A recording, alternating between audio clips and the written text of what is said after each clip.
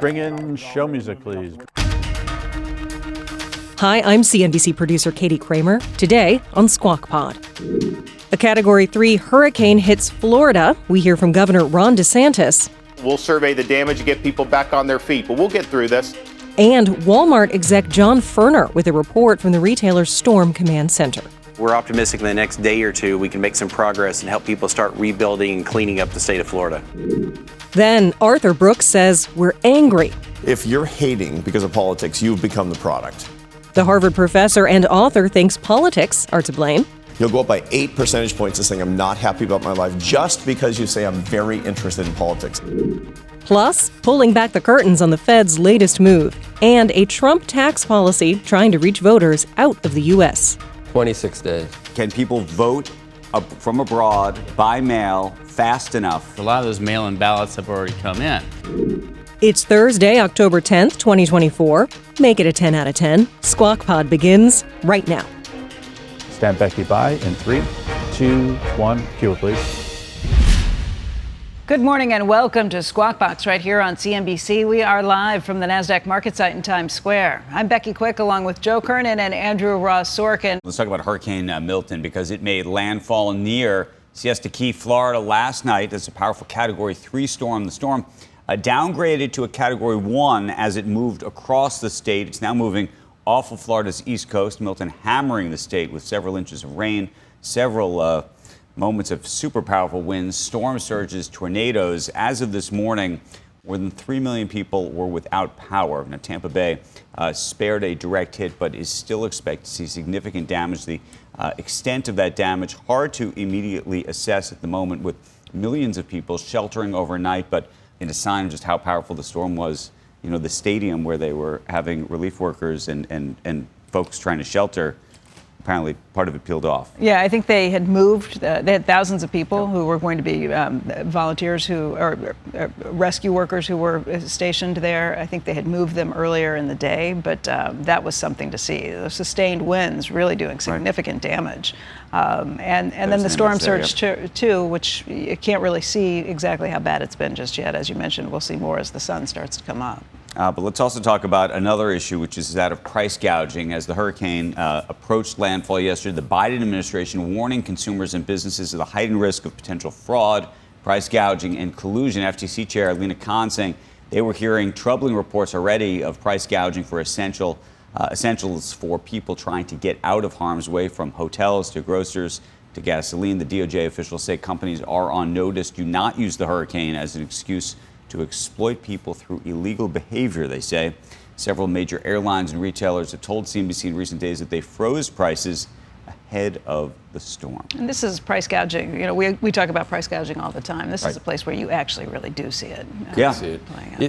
Price gouging, and there's some of the airlines said to get people out, they could probably make a case, because I think some of the new night flights that they added to get people out were more than the normal flights that they're typically. And you got to play overtime to people. Right.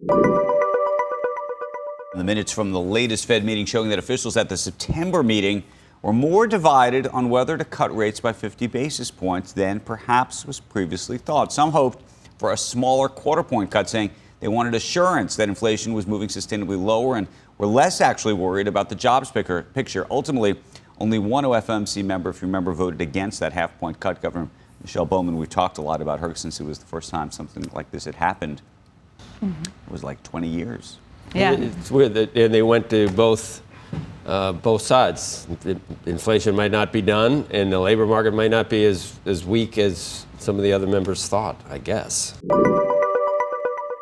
Former President Trump proposing another tax move that could open up a loophole for wealthy Americans who move out of the country. Robert Frank joins us now with more. Good morning.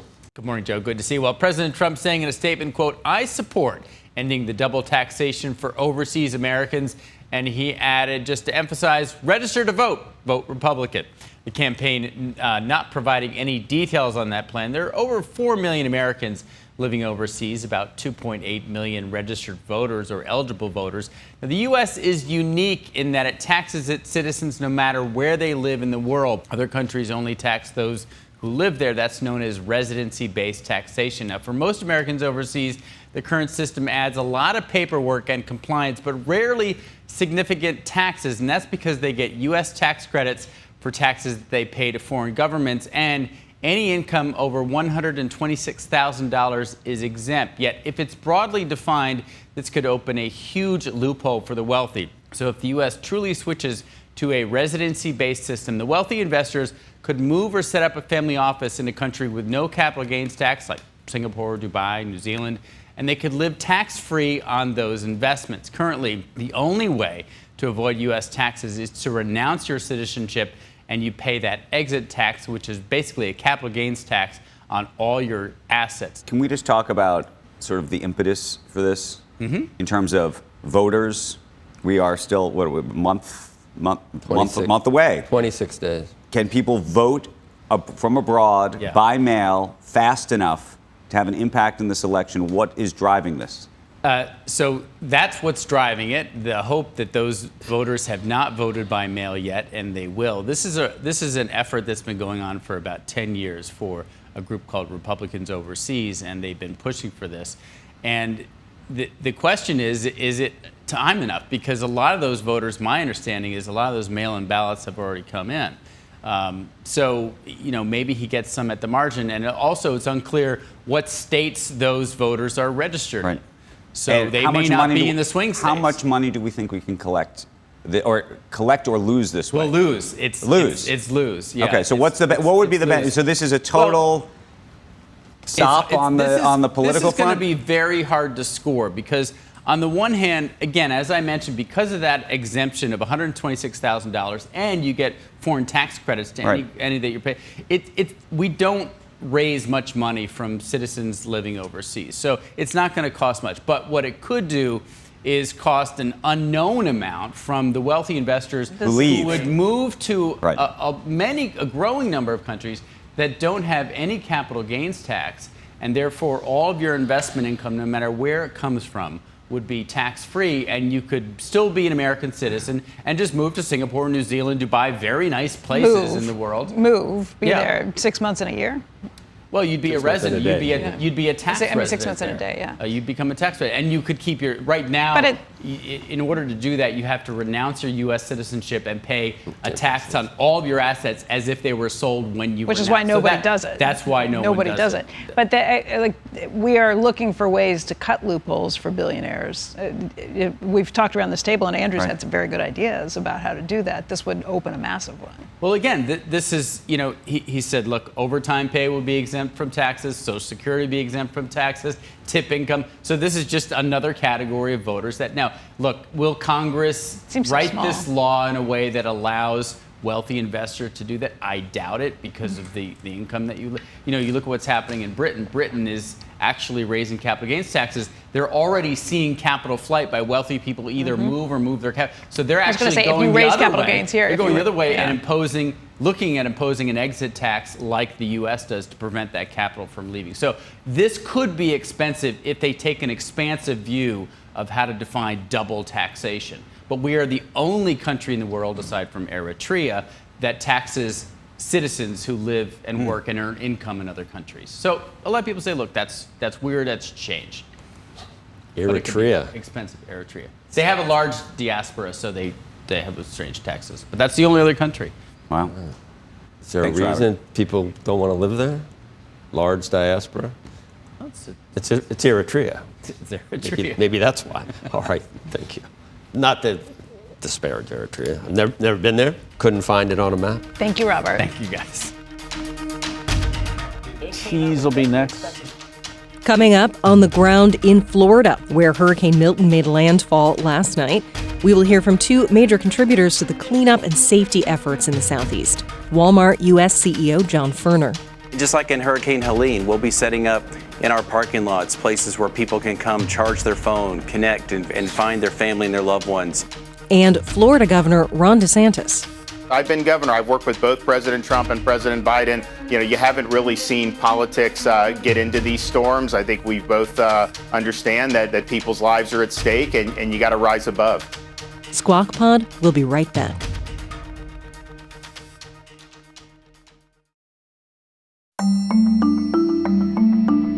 Welcome back to Squawk Pod from CNBC.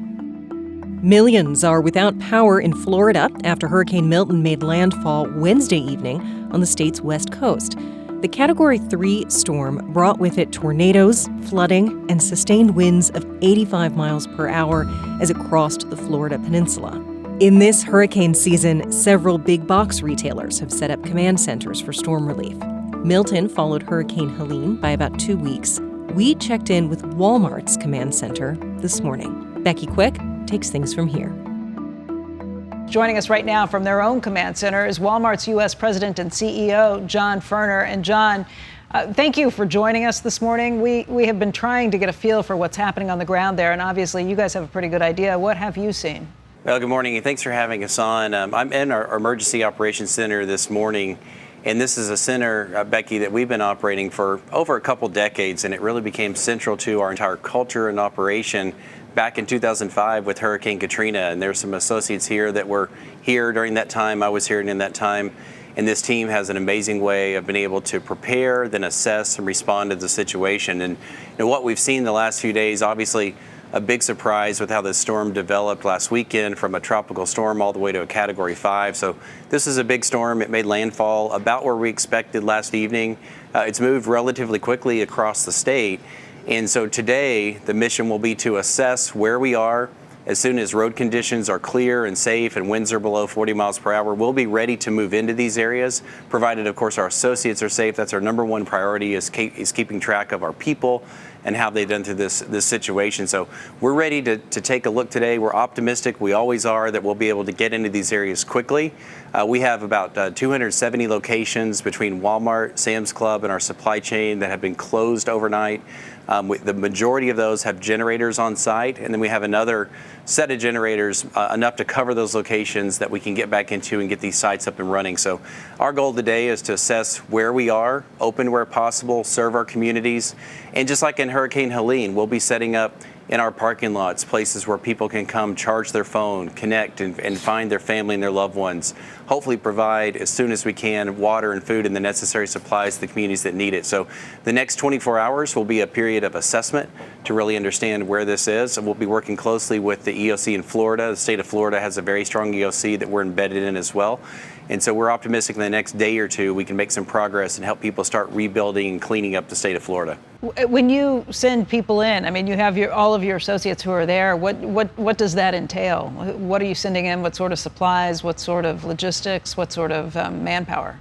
Yeah, first is locating all of our associates who evacuated during the storm. As you know, there were mandatory evacuation orders in a lot of communities. A lot of people left, so we'll be contacting them. And as they make their way back in, we'll get into our buildings, we'll assess the structure itself and ensure that it's safe to operate. We're obviously concerned about some flooding that we saw, but we'll be watching that carefully. And then as far as the supply chain, and the supply chain's in good shape. Over the last few months, we've really gotten our supply chain to a place of stability.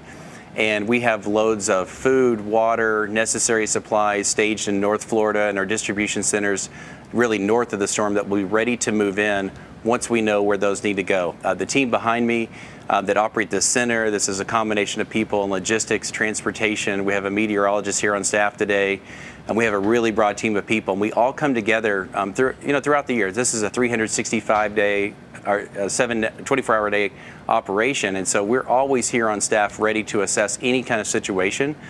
And so our priority again today is assessing the situation, knowing where our people are, and then safely getting our buildings reopened so that the communities can get back to normalcy. John, I know that Walmart, the Walmart Foundation has increased its commitment to $10 million in terms of help that they are trying to provide to victims of Hurricane Helene.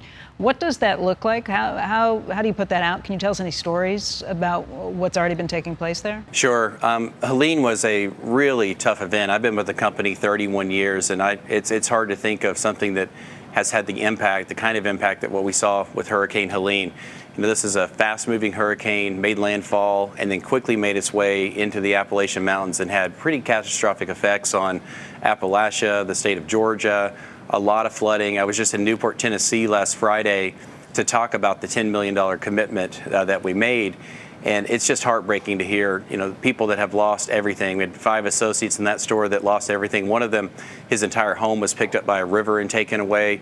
And we've been in that region for almost 50 years. The stores, the locations, the communities in Appalachia, they're part of our family, and they have been for a long time. So we're going to stay with these groups as long as it takes. We have 2 stores that were impacted that are closed. We'll rebuild those and ensure that they were better when we finished than they were before this all happened. But there are a lot of really tough stories in that region. And we want to ensure that we're doing everything that we can to try to help those communities recover. I said this a couple of days ago. We have about 100 locations where our parking lots have become a place of hope, a place where people can come to recover, to get a hot meal, which is so important at a time like this, to get their prescription filled, just the basic necessities that people need. And in that entire region, it's tough. Some of the roads are tough. They're hard. These are areas that were hard to reach before the storm, and then post the storm, it's made it even more challenging to get into some of the affected regions. John, I want to thank you for your time today, and really thank you all for what you're doing there.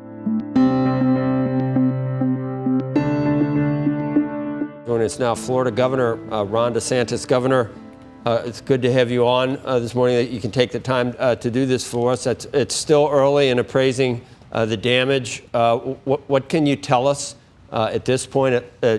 It's a good thing it wasn't a direct hit on the Tampa area, I guess. Well, I think we could say a couple things now. One, this storm did spin off a lot of tornadoes. That happens, but I think we probably saw more tornadoes. We anticipate there's going to be confirmed casualties on the tornadoes, and that was all the way on the east coast of Florida. It wasn't even necessarily where it made landfall. And we've been doing rescues all throughout the night.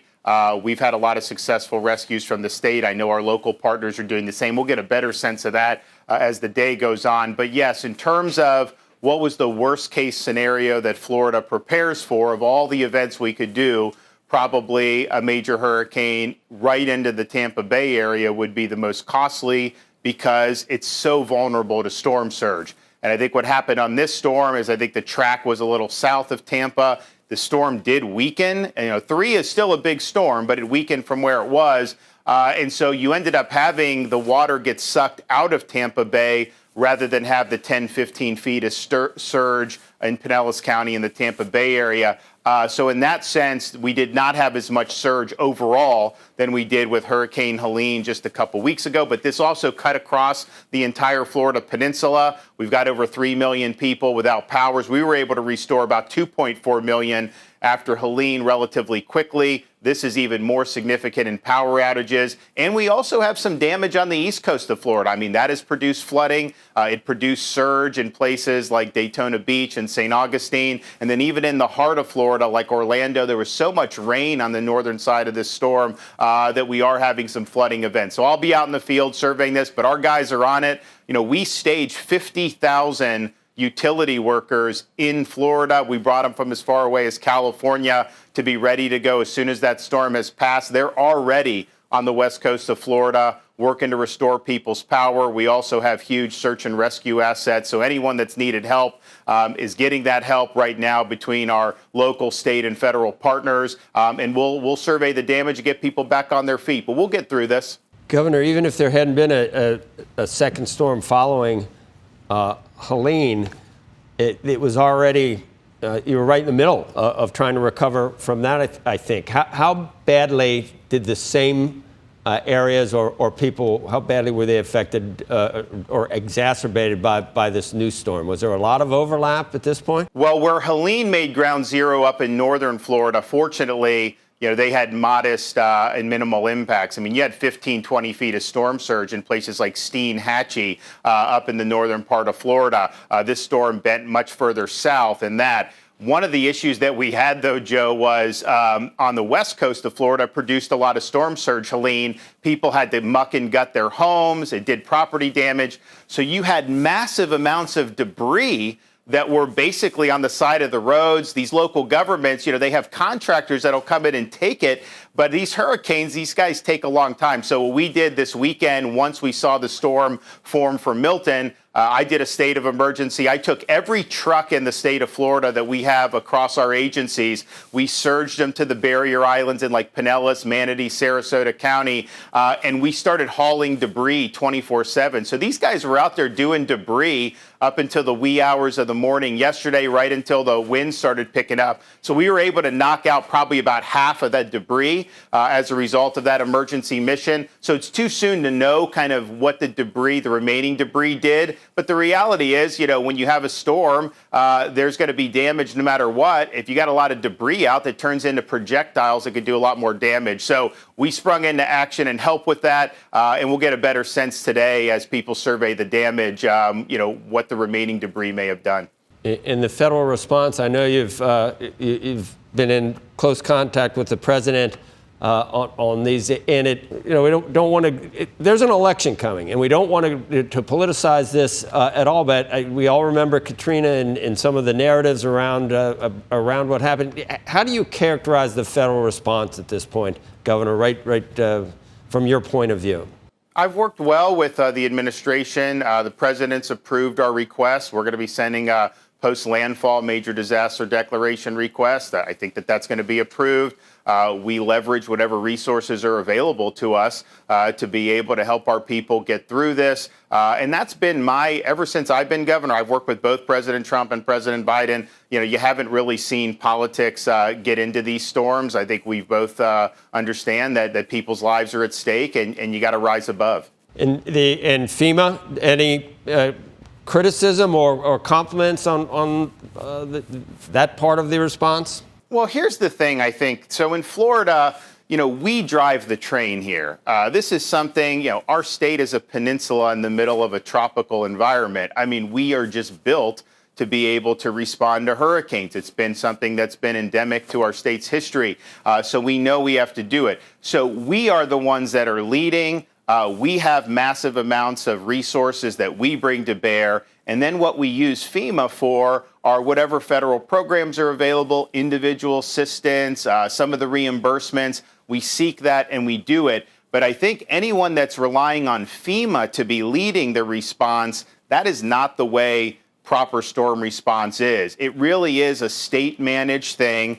We have a lot of locals who are executing, and then the feds are really there in a supporting role. So we put up approvals. They give us approvals or not, and in this case, they've provided approvals when we've asked. But ultimately, we're driving the train. And so if there's a storm response, any state that says, well, FEMA should just come in and handle it, that you're not doing well by your citizens. And so I think we've handled it the right way in Florida. We use them for support, but we don't depend on them to lead the way.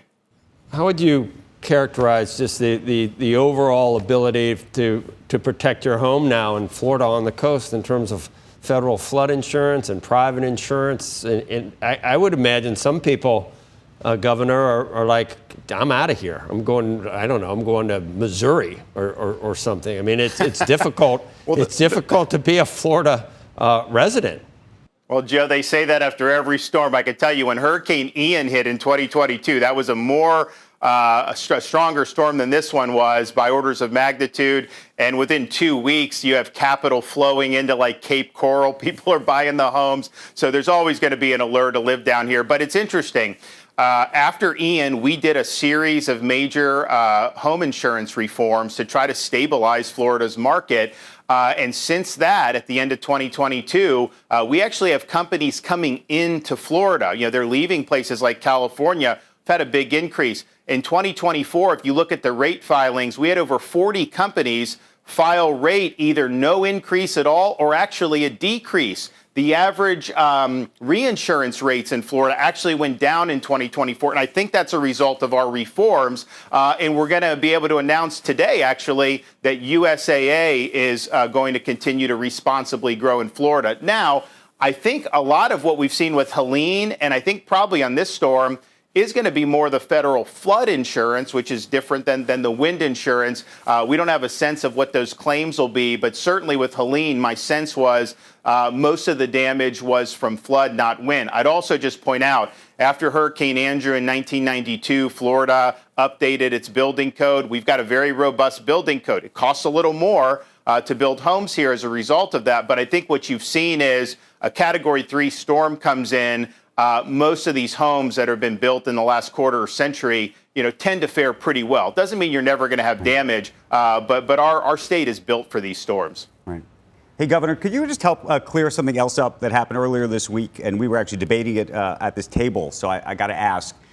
There was some praise that came your way from President Biden and said that they had spoken, you had spoken. Then there was this brouhaha over Vice President Harris apparently reaching out to you and maybe not taking the call, and this whole thing, accusations that this had all become politicized. Can you just speak to what happened there? I am working with the President of the United States. I'm working with the Director of FEMA. I'm marshaling all my state assets. We've been doing this now nonstop for over 2 weeks between Helene and this. And so if there's anything I can leverage to benefit my people, I'm going to do it. The fact of the matter is they put out a story saying I didn't even know she was trying to reach me, but she has no role in this process. And I've been dealing with these storms in Florida under both Trump and Biden. Neither of them ever politicized it. And in fact, all the storms I've dealt with under this administration, although I've worked well with the president, she has never called in Florida. She has never offered any support. So what she's doing is she's trying to inject herself into this because of her political campaign. So as the governor here who's leading this, I don't have time for those games. I don't care about her campaign. Obviously, I'm not a supporter of hers, but she has no role in this process. And so I'm working with the people I need to be working with. We're leveraging the resources I need to be leveraging. And for her to try to say that my focus should be on catering to her rather than worrying about my own people just shows she doesn't understand what it means to respond to these natural disasters. Okay, we're going to leave it there, let you get back to doing what you need to do, Governor. But we do appreciate you coming on this morning, Governor DeSantis. Thanks. There is still more Squawk Pod ahead. Less than 4 weeks till Election Day. Are we happy at all? Harvard professor, podcaster, happiness guru Arthur Brooks is next. Every news show about politics that you watch, each additional show that you watch every day will lower your happiness by 6%. That's what's going on. I have to take you off the air right now.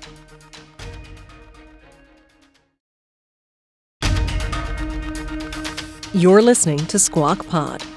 Stand Joe by. 3, 2, 1. His mic. Cue. With less than 4 weeks until Election Day, here to give us a check on the mood of the country, let's welcome Harvard University's Arthur Brooks, American Enterprise Institute President Emeritus. He's a columnist for The Atlantic, a podcast host. We'll have a little time left after this for the interview. And author of Build the Life You Want. Thanks for joining us. And actually, I was just looking up some of my favorites from all the books you've written to see how old it was. One of your greats was The Road to Freedom as opposed to The Road to Serfdom. Yeah, thanks. On that. That's 12 years old now. Yeah. There's another one in that. There's another one you wrote in about 2012. The reason I brought it up because we're going to talk about staying away from hyper-partisan news, and that's what you think can help happiness, because election years people are much less happy. They're less happy. You know, more it's actually unhappy. True. But you think I don't see how you stay away from your own echo chamber, because people now, we won't mention individual, cable channels or whatever, but we know who they are on each side. Yeah. And we know that if you find a home in one or the other, you're going to hear a lot of hyper-partisan stuff. Yeah, you're going to get a lot of the same action in your brain as if you were running a slot machine or taking drugs when you're watching your favorite cable channel and people telling you you're right and the other side's stupid and evil. And that's how it's supposed to work. If you're hating because of politics, you've become the product. That's the point. And we productized the voters and the citizens in this country through the political parties and through, a lot of the media, especially the hyper-partisan media shows. And we actually need to start protecting ourselves. These years, every 4 years, you see less happiness than ordinarily is the case because of all the conflict. I mean, it's really, really extreme right now. If you're somebody who says, I'm very interested in politics, that will raise the amount, the percentage points in your likelihood of saying you're not happy about your life by 8. You'll go up by 8 percentage points to saying I'm not happy about my life just because you say I'm very interested in politics. That's according to the General Social Survey at the University of Chicago. It's unbelievable. And every news show about politics that you watch, each additional show that you watch every day will lower your happiness by 6%. That's what's going on. I have to take you off the air right now. Well, that's why this show doesn't lower happiness. Thank you. Because this is not a partisan show. And it's really important people can watch this. That's why I watch this. Maybe it doesn't Take it back. Maybe Now it's run a promo with that line. Maybe it doesn't make, maybe for viewers, doesn't make them less happy. The reason I brought up when you wrote that book, I'll tell you why. Because one of in the first two books that I read, there was the other one too, and I paid, the old Conservative Heart. The old story I paid Andrew to read. Dollar word. Dollar word. page. I'm sorry, $1 page, but and I charge him for the index. Charged me for the appendix. $1 a word, you'd be making like $75,000. $1 page. Yeah. I'll pay you $1 word if you read it again. I will. No, but I have that offer? Yeah, you can. The reason one of your basic tenets of both of those books was that the United States is center right, deep down. That's where we are. There is I don't know whether you call it a silent majority or what you call it.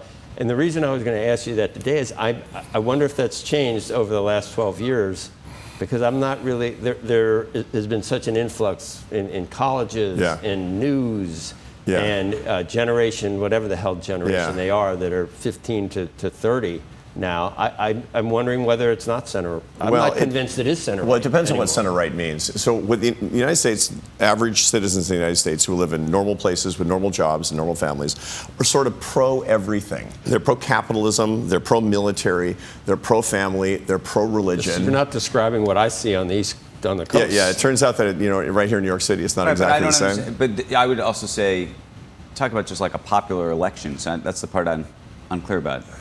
Because if you look at the popular vote in America, take the Electoral College away, and I'm not sure you would get to center right. We have a binary. We have binary elections where basically the political parties are not saying pro. The political parties are on the anti-side.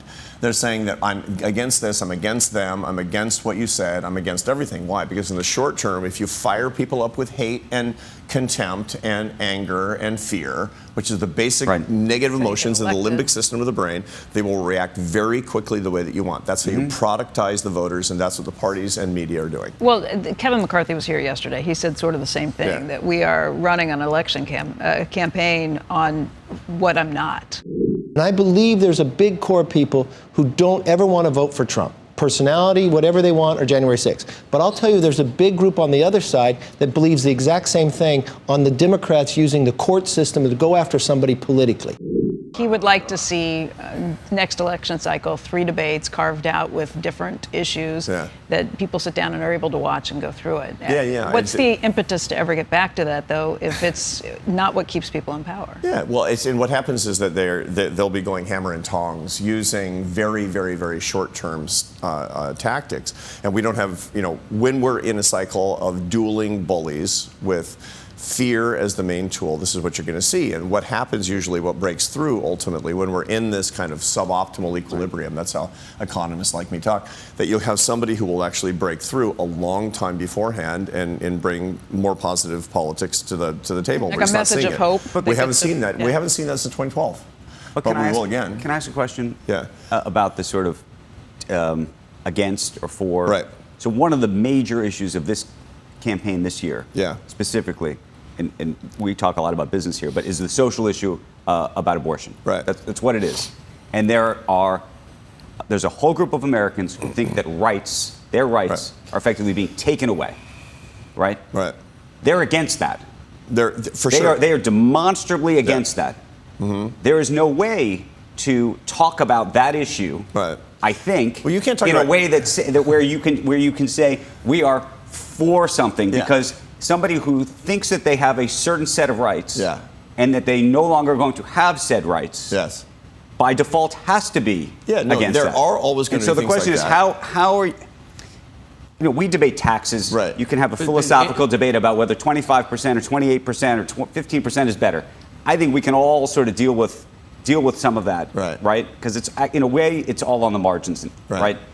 There are other issues where people feel like it is a visceral distinction because they think that they either have a right, don't have a right, should have a right, or what have you. You know that there's a whole, maybe it's a smaller percentage now as time goes on, but there might be 25 or 30% of people that think that the rights lie with the unborn. So they have a very visceral, strong feeling for that as well. You can't just discount that. I'm not discounting it. I'm just saying that I've said it before. I'm adopted. I have mixed. I mean, I don't want people to go back to the dark ages, but I think about it that my kids wouldn't be here, and I think about I'm glad that I'm here. You know what I mean? And I'm glad that my mother didn't have the option back then. Believe it or not, I'm glad that at that point in 1956 that I was able to. So there are people, and like I'm saying, it's a complex issue, and I'm not saying women need to start going back to the way it was before. They need to have that right, but you need to think about it, that there are people that think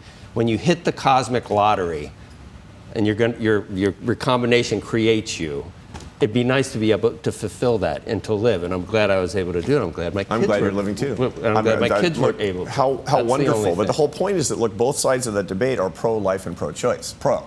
That's the whole point. And when it's actually working in a more of a functional way, one side is saying I'm in favor of the life of the unborn baby, and the other one is saying I'm in favor of a woman's right to choose, as opposed to the constant, the way that it will be fomented in an election cycle is I'm against you because you disagree with me. So it's fundamentally a pro debate as well. Both sides are in favor of something that is not compatible with each other. That's how we work things out. You think that if somebody does offer a message of here's what I stand for, here's how I can offer you hope on these things, that will break through? At some point, Americans are going to get sick enough of being unhappy all the time, being productized by the parties through hate, contempt, and fear, that somebody will have an opportunity to do that. That's what Ronald Reagan was able to do. Ronald Reagan was fundamentally, look, he was against a number of things, but fundamentally his candidacy was about being for things. Ronald Reagan, Bill Clinton, and Barack Obama probably all ran. That's fair. And again, look, I like some more than I like the others, but I'm ready to vote for somebody who's positive and who will bring a greater, the whole idea that we can actually unite for the things that we're for in this country. I will vote for that person. Arthur, when Trump is gone, and I know he's divisive and people will say that, but I remember my entire life there would be a villain. I mean, I remember pictures of George W. Bush with the Hitler mustache. I mean, it doesn't matter. I remember Romney never supposedly paid a dime of taxes, vilified by, that was a total lie. So it's going to continue. We will find someone to hate. Oh, for sure. And the other side, I think, Obama represented that for some people. And people are looking back now to George W. Bush, whom I loved and still do, because he's a wonderful person, a positive person, a loving person, and now people are looking back on those as the golden years. But let me ask you a question. Do you look at this election and look at the two candidates and look at who's more positive? No, I mean, I bet you don't. It's hard to do, and when you're in real time. But tell me why. Do you think one person's more positive or negative? Do you think there's an empirical debate about that?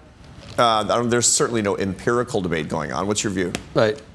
But who's more positive? Yeah. Who has a more positive message about America? Yeah.